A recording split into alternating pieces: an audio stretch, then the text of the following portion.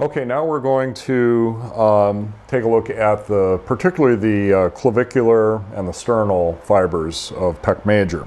For clavicular, I'll angle the arm down into a little bit of extension and then see what happens as we start to bring some external rotation. That's where you're going to get a lot of stretch on the clavicular, and those fibers are hard.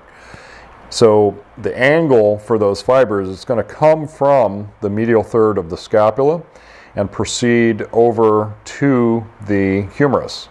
And if those fibers get tight and short, which in my observation, we talk about pec major being intimately involved in upper cross syndrome.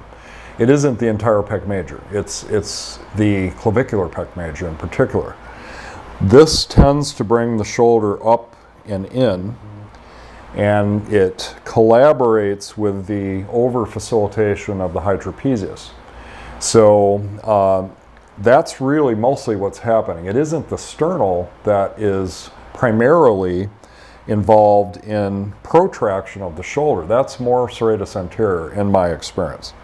So we want to release this clavicular pec major. And first thing, he's pretty limited. I can't get him to any degree of external rotation here, so I'm not even going to put it under stretch yet. I'll palpate the muscle. You want to find where the clavicle is. It's going to be very clearly right there, just below the clavicle.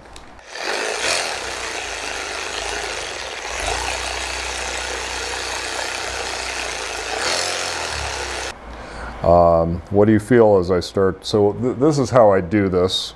There was quite a bit of pain when you tried to move me a little bit earlier, and that's much less. It was in the front, side, and back. Yeah. And now it's very mild, just in the medial deltoid a little bit. Oh, okay. Yeah, that's about it.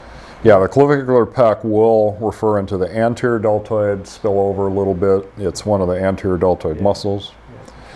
But now I use my body to control the external rotation, and I can have him do a contract relax by pushing into me. Take a deep breath and exhale, and then I have both hands free.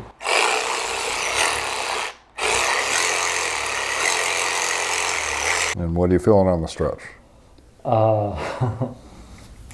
Nothing. Yeah.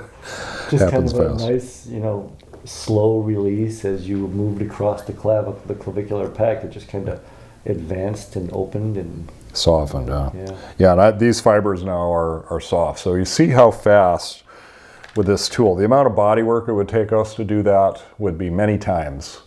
We've already given him substantial range of motion.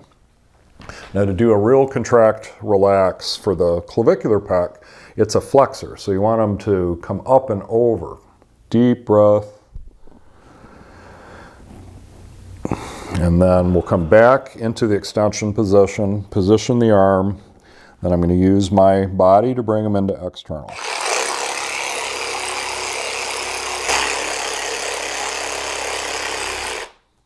So I'm leaning pretty good here. Did you have any difficulty on the only stretch? right at the end there, it was, the stretch was getting significant. And where do you feel it? Right across here. Okay, so that's clavicular pec referral. I'm watching for him getting pinching in the back because if we didn't do an adequate job on those mid-trap fibers, we're shortening those, we're shortening the rhomboids. He's not getting any of that. But at that point, you would take the arm back out, come back in, do more here, come right back to it. I'm going to scoot up because I actually need a little more external rotation, and we can release some of these. I can feel now some of these more specific, deeper fibers of the clavicular down in here, so we'll release some of that.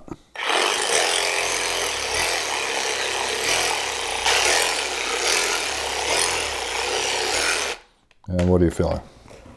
Just open. There was absolutely no discomfort on that at all. Yeah, and these aren't even really tight anymore.